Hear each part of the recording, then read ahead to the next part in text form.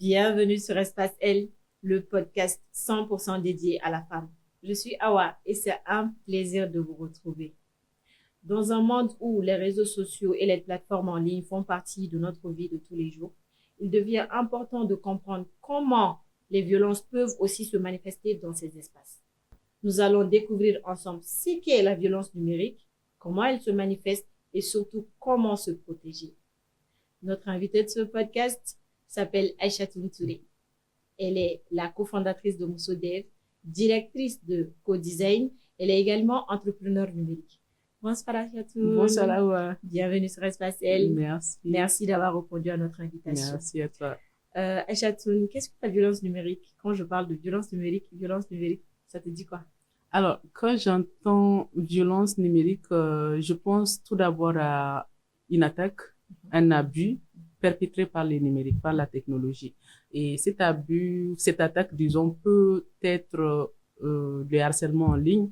Ça peut être aussi les doxing, c'est-à-dire que prendre les informations personnelles d'une personne, l'exposer sans son consentement. Ça peut aussi être une pratique très courante qu'on voit, les revenge porn, c'est-à-dire que prendre des nudes, c'est-à-dire que des images intimes d'une personne, diffuser ça sans son consentement. Wow, entre autres. Chose à laquelle vraiment nous faisons face maintenant. Exactement. Et quelles sont vraiment les causes de ces violences numériques-là?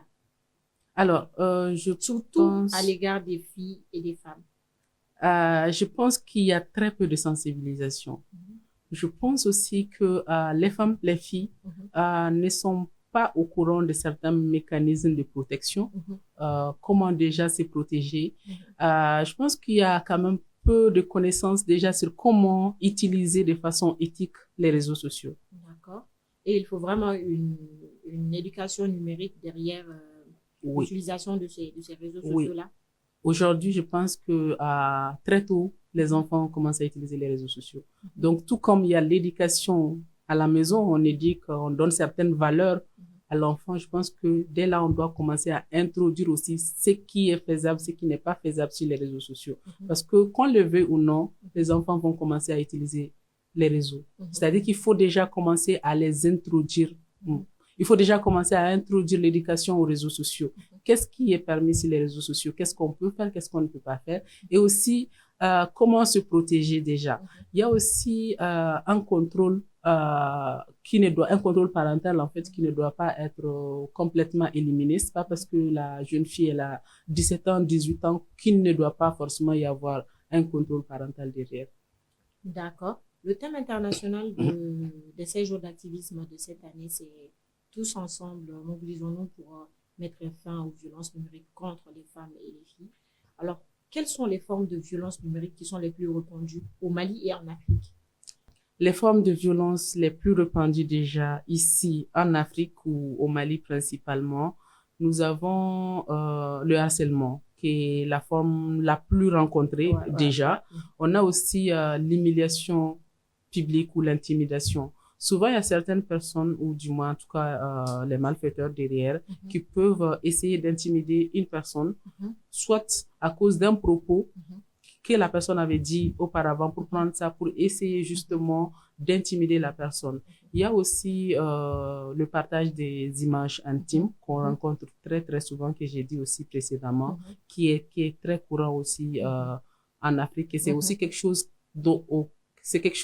à laquelle les jeunes, on peut dire la jeune génération est très très confrontée en fait. Parce qu'on partage banalement, on peut faire confiance à une personne, on partage des informations sans savoir en fait l'intention derrière. Et au bout de 2-3 mois de relation, la personne va commencer à diffuser des images intimes partagées en toute confiance.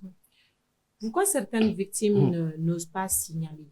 Surtout vraiment que maintenant, le harcèlement en ligne, c'est vraiment, comme tu l'as dit, c'est vraiment d'actualité. Pourquoi les femmes et les filles n'osent pas signaler en fait? Alors, en fait, souvent les jeunes femmes ou jeunes filles se disent que même si on signale, en fait, il y aura rien derrière. Parce que déjà, on n'a pas suffisamment confiance. Est-ce que lorsqu'on porte plainte, parce que déjà, il faut savoir que c'est un gros effort déjà de porter plainte, dévoiler son identité, on sait ce que j'ai subi, et après, s'il n'y a rien derrière. Donc, en fait, souvent, les jeunes filles veulent protéger déjà leur dignité, la dignité qui reste après ce qui s'est passé. Elles veulent protéger cette dignité et elles vont quand même essayer de ne pas porter plainte parce que c'est dit justement, si je porte plainte, je peux ne pas avoir gain de cause. Voilà.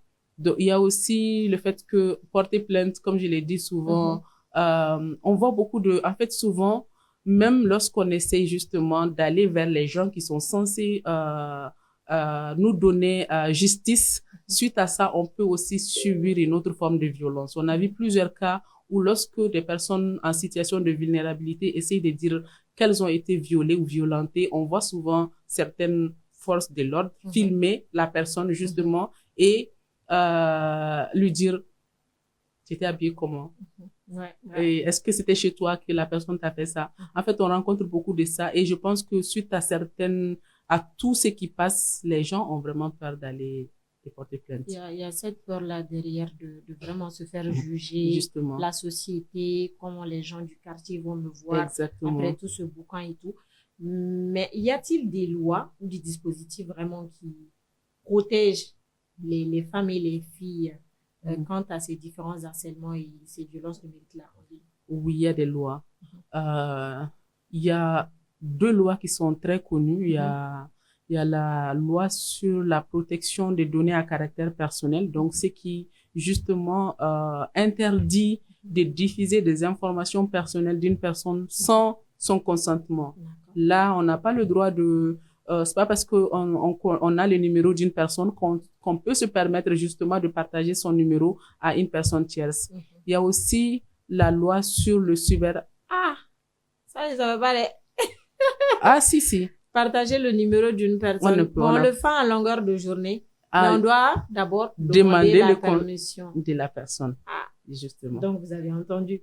Avant de donner le numéro de quelqu'un, il faut demander déjà à la personne justement. La permission avant de parce que c'est une information personnelle dont vous n'avez pas vraiment le droit de partager.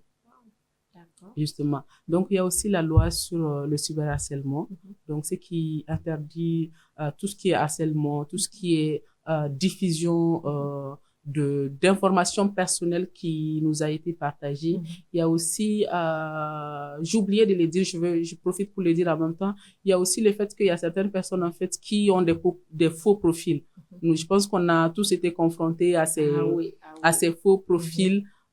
Qui prétendent être voilà X et après beaucoup de personnes se sont fait avoir. Donc il y a une loi qui interdit et qui condamne, qui est censée condamner, je précise tout ça. Ok, il y a une loi qui condamne tout ça, il y a aussi la protection des données à caractère personnel. Mais dans tout ça, est-ce qu'on a vraiment des processus, des étapes qu'une femme ou une fille peut vraiment suivre pour se protéger en ligne? Parce que c'est très important. C'est vrai, avant d'arriver au harcèlement, avant d'arriver au piratage, il faut vraiment avoir des outils, des éléments pour mieux se protéger en ligne. Quelles sont ces étapes simples-là? Bon, je pense que l'une des étapes les plus simples déjà, c'est essayer de sécuriser au plus nos réseaux sociaux. Aujourd'hui, on est sur plusieurs réseaux sociaux. Il y a une très large audience et des fois, en fait, on se retrouve avec des mots de passe facilement devinables, en fait, si on peut le dire comme ça. On se retrouve avec des mots de passe, notre numéro de téléphone comme mot de passe. Et en fait, il faut déjà essayer d'avoir des mots de passe assez strong, déjà. Strong? Oui. Quand je dis des mots de passe strong, des mots de passe forts. Voilà. L'anglais là. Des mots de passe forts. Et c'est vraiment un mélange des caractères spéciaux, des chiffres, des lettres. Ça, déjà, ça va renforcer votre profil. Il y a aussi l'authentification à 2 facteurs. Ça veut dire que lorsque quelqu'un essaye de se connecter via votre compte, même si la personne a votre mot de passe, il faut que vous, si votre compte est ouvert sur votre téléphone, il faut que vous acceptez, que vous approuvez déjà cette connexion. Donc ça, déjà, ça limite en fait. Il y a aussi le fait que on se retrouve souvent sur plusieurs groupes WhatsApp sans notre consentement. Et là encore, on revient à la protection des données à caractère personnel. Et lorsqu'on se retrouve sur ces différentes plateformes, il y a des messages qui passent, des liens clique sur ci. En fait, il faut vraiment prendre le temps de regarder les liens, savoir sur quoi cliquer. Parce que très généralement, on peut dire que, je peux dire, 80% des piratages, en tout cas du cyberharcèlement, commencent déjà en cliquant sur un lien. Donc, il faut savoir sur quel lien, voilà, sur quel lien cliquer. On clique sur toi.